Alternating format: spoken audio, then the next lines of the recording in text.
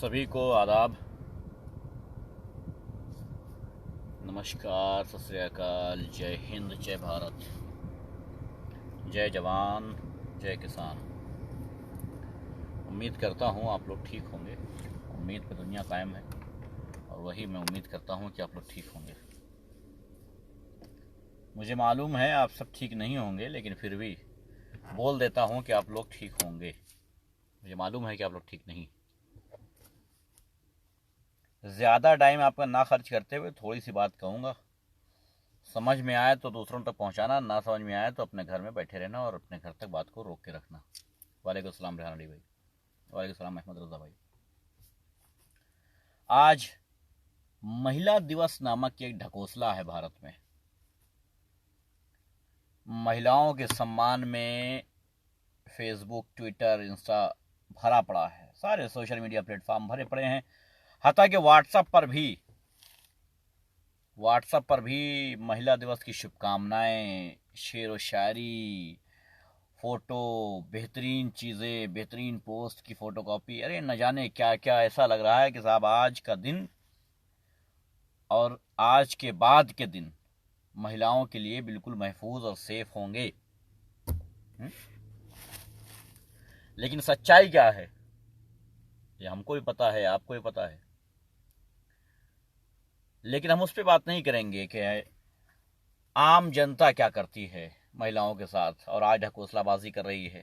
जाहिर सी बात है, आज फेसबुक पे पोस्ट करने वाले खुद ढकोसलाबाजी कर रहे हैं, उनको पता है ये। वालेकुम सलाम भाई। एक खबर सुनाता हूं, शायद आप लोगों का दिल पसीज जाए, शायद आप लोगों को शर्म आ जाए, शायद आप लोग दूसरों तक ये बात पहुंचाने पे मजबूर हो जाएं। बहुत पहले मैंने कहा था कि मुसलमानों को बर्बाद करने के चक्कर में अपने आप को बर्बाद ना करना। मुसलमानों को बर्बाद करने के चक्कर में अपने आप को बर्बाद ना करना बहुत पहले कहा था, लेकिन आप सबके समझ नहीं आया और आप सब ये सोच गए कि मुसलमानों को बर्बाद करने वाली पार्टी भारतीय जनता पार्टी है और इसे लाना बहुत इंपॉर्टेंट है, क्योंकि अगर ये नहीं लाई गई तो हमारा हिंदुत्व खतरे में है। हमारा हिंदुत्व खतरे में है। मैं जानना चाहता हूं आज कौन खतरे में है। 3 साल की एक बच्ची, कितने की? 3 साल की एक बच्ची, 3 साल की, हॉस्पिटल में एडमिट कराई जाती है। मिश्रा जी की बेटी है, मैं बता दूं, मिश्रा जी की बेटी है। 3 साल की मिश्रा जी की बेटी हॉस्पिटल में एडमिट कराई जाती है। उसके बाद 1.5 लाख रुपया डॉक्टर डिमांड करते हैं उसका ऑपरेशन के लिए। उसका ऑपरेशन किया जाता है, यानी कि पेट को फाड़ा जाता है। डॉक्टर्स की डिमांड 5 लाख रुपया और बढ़ जाती है। डॉक्टर 5 लाख रुपया और मांगते हैं उस गरीब परिवार से, उस मिश्रा जी से 5 लाख रुपए डॉक्टर्स और मांगते हैं। 5 लाख रुपए का इंतजाम करने में देरी होती है, जिसके चलते उस बेटी का पेट फाड़ने के बाद उसमें टाके नहीं लगाए गए, ऐसे ही उसे डिस्चार्ज कर दिया गया, निकाल दिया गया हॉस्पिटल से। डिस्चार्ज नहीं कहते हैं इसको, निकाल दिया गया हॉस्पिटल से। कई हॉस्पिटल्स में उसके बाद मिश्रा जी दौड़े, मिश्रा जी तलब। देखिए, माफी चाहता हूं, आपकी बेटी की मौत हुई है, या यूं कहा जाए कि आपकी बेटी की हत्या हुई है, और मुझे बहुत दुख है इस बात का। लेकिन इस नजरिए से मैं इसलिए बात कर रहा हूं क्योंकि आने वाले मिश्रा जी जो हों, उनकी बेटी की मौत इस तरह ना हो, इसलिए मैं ऐसी बात कर रहा हूं। मैं आपके जमीर को धक्का लगा रहा हूं, आपको चोट पहुंचा रहा हूं, सिर्फ इसलिए कि आपके आने वाले जो मिश्रा जी हैं वो बच जाएं, उनकी बहन बेटियां बच जाएं।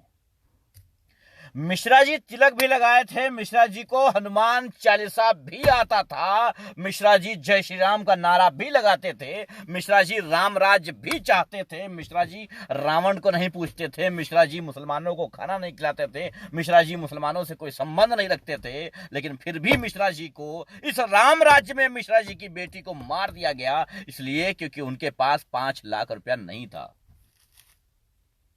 5 लाख रुपया मिश्रा जी के पास नहीं था, इसलिए उनकी बेटी का पेट फाड़ के हॉस्पिटल के बाहर कर दिया गया, हॉस्पिटल के बाहर का रास्ता दिखा दिया गया। मैं तमाम मिश्रा जी से पूछना चाहता हूं, हिंदू राष्ट्र बनाने वाले मिश्रा जी दुबे जी, पंडित जी, ठाकुर जी, जो भी हैं, हिंदू राष्ट्र बनाने की घोषणा करने वाले, हिंदू राष्ट्र के लिए हत्याएं करने वाले, हिंदू राष्ट्र के लिए वोट करने वाले, मैं उनसे पूछता हूं कि आपकी बेटी कैसे बचेगी? क्या जय श्री राम के नारे से बच जाएगी? क्या मुसलमान को मारने से बच जाएगी? क्या गौ माता की रक्षा करने से बच जाएगी? नहीं बचने वाली साहब। जब तक के शासन प्रशासन सख्त नहीं होगा, अपने कानून लागू नहीं करवाएगा, जब तक कि सरकार बिकी नहीं होगी, जब तक के इंसान की कद्र नहीं होगी, तब तक आपके बच्चे नहीं बचेंगे। 5 लाख रुपए के इंतजाम ना करने वाले मिश्रा जी आज सोच रहे होंगे कि अगर हम मुसलमानों को बर्बाद करने की नीयत से वोट ना किए होते तो शायद आज कोई दूसरी सरकार होती और हॉस्पिटल के अंदर कुछ डर होता। अच्छा, हॉस्पिटल के अंदर डर क्यों नहीं था? 5 लाख रुपए मांगने पे एक बच्ची को, 3 साल की मासूम बच्ची का पेट फाड़ के उसको बाहर कर रास्ता दिखा दिया गया। हॉस्पिटल वालों के अंदर डर नहीं था क्या? वालेकुम अस्सलाम। तो हॉस्पिटल वालों के अंदर डर नहीं था इसलिए क्योंकि वो उत्तर प्रदेश का एक हॉस्पिटल था। मैं ठीक हूं मोहम्मद फरीद भाई, कैसे हैं? उत्तर प्रदेश का एक हॉस्पिटल था और उत्तर प्रदेश के हॉस्पिटल का जो मालिक है वो उत्तर प्रदेश के मुख्यमंत्री, जो तथाकथित राम राज्य के मुख्यमंत्री हैं, उनका सहयोगी, उनका साथी है। उनका फोटो उनके साथ वायरल हो रहा है। उनके संबंधी हैं, उनके दोस्त अहबाब हैं, उनके जानने वाले हैं, उनके रिश्तेदार नातेदार ना सही लेकिन कोई भी है। अब मुझे बताने की जरूरत है कुछ?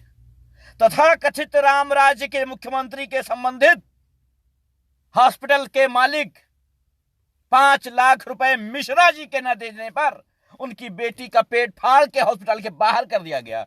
कई हॉस्पिटल मिश्रा जी दौड़े अपनी बच्ची को लेकर के, तिलक भी लगाए थे, जाते थे तो दूर से तिलक भी चमकता था, भगवा कलर का वस्त्र या भगवा कलर का जो भी गमछा होता है वो भी डाले रहे होंगे। जाहिर सी बात है जनेऊधारी भी होंगे, राम राज्य के समर्थक भी होंगे।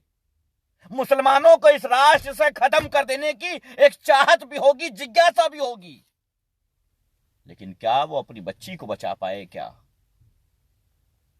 इंपॉर्टेंट ये है कि क्या वो अपनी बच्ची को बचा पाए?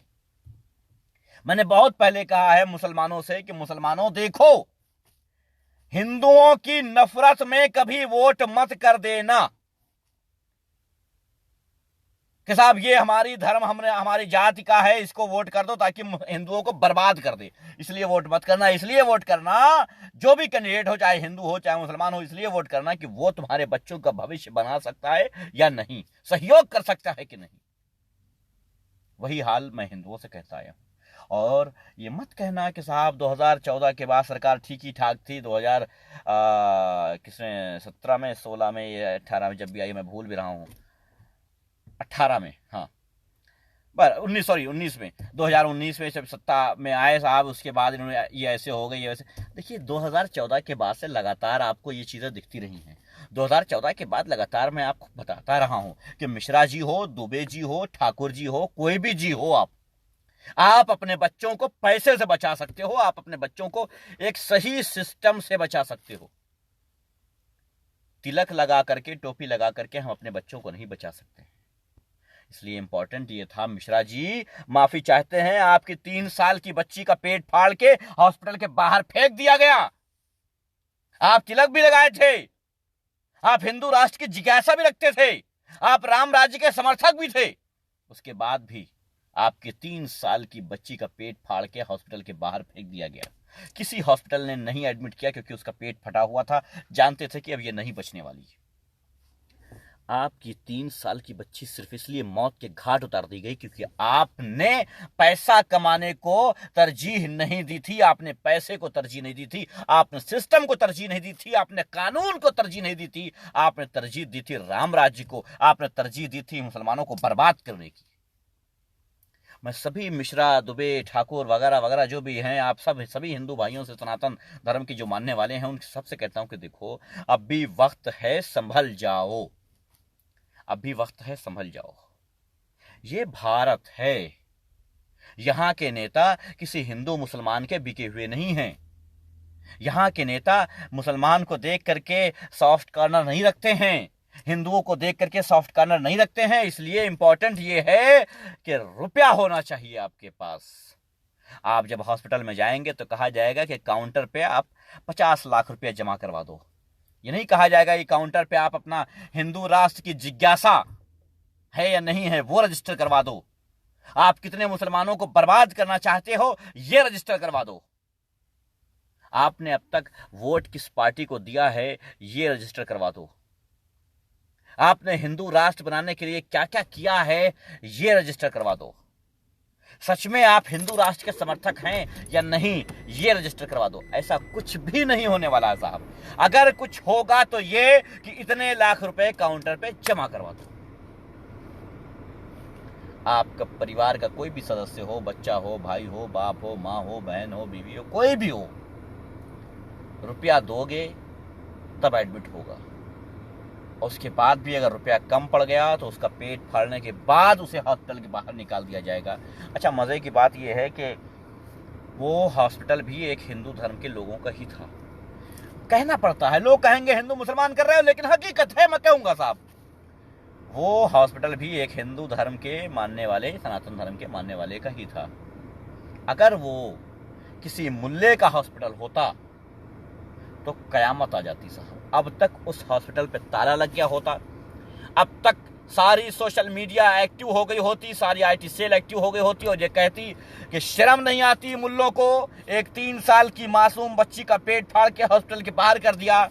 ये तो हिंदू राष्ट्र के खिलाफ है।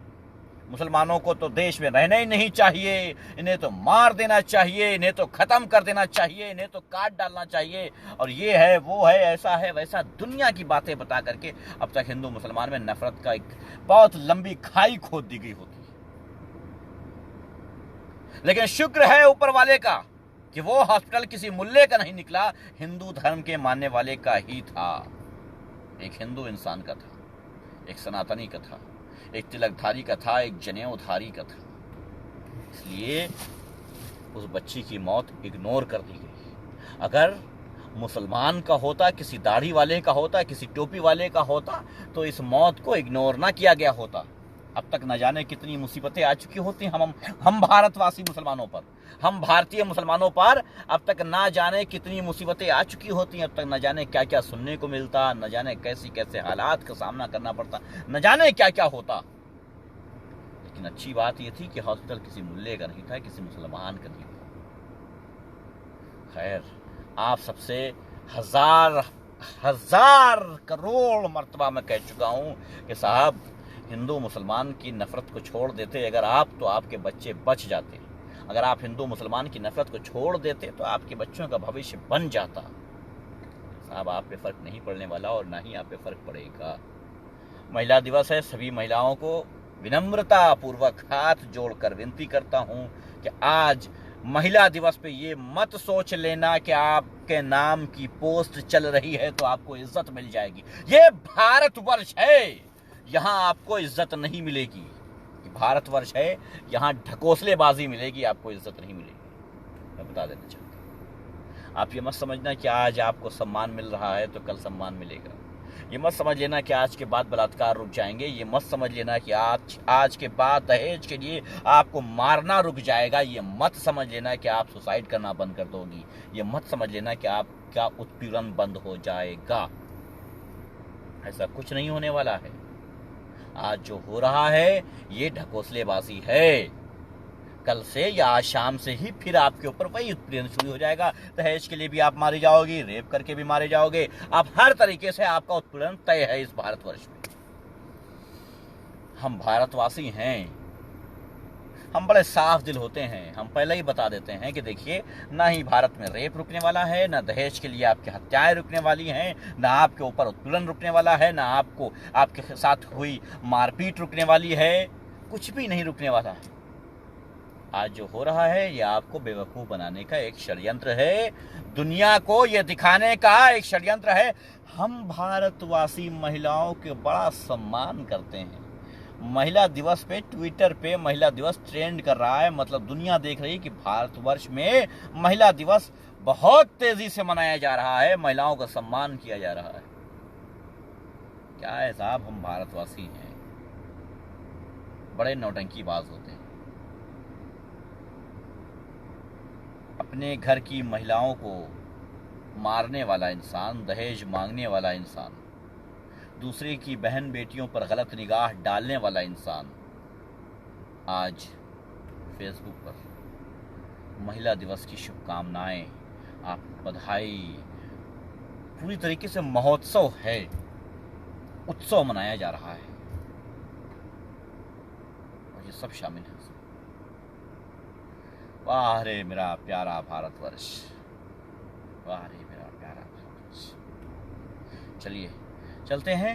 मिश्रा जी, दुबे जी, ठाकुर साहब, याद रखिएगा मेरे इन शब्दों को जो आज मैंने कहे हैं। बाकी आप जाने और आपका काम जाने। आप विश्व गुरु बनाएं या हिंदू राष्ट्र बनाएं, आपकी मर्जी है साहब। आप अपने बच्चों के हॉस्पिटल में एडमिट होने की फीस का इंतजाम पहले कर लें, उसके बाद आप हिंदू राष्ट्र की कामना करना। अपनी जिज्ञासा कुछ दिन के लिए खामोश कर लें आप।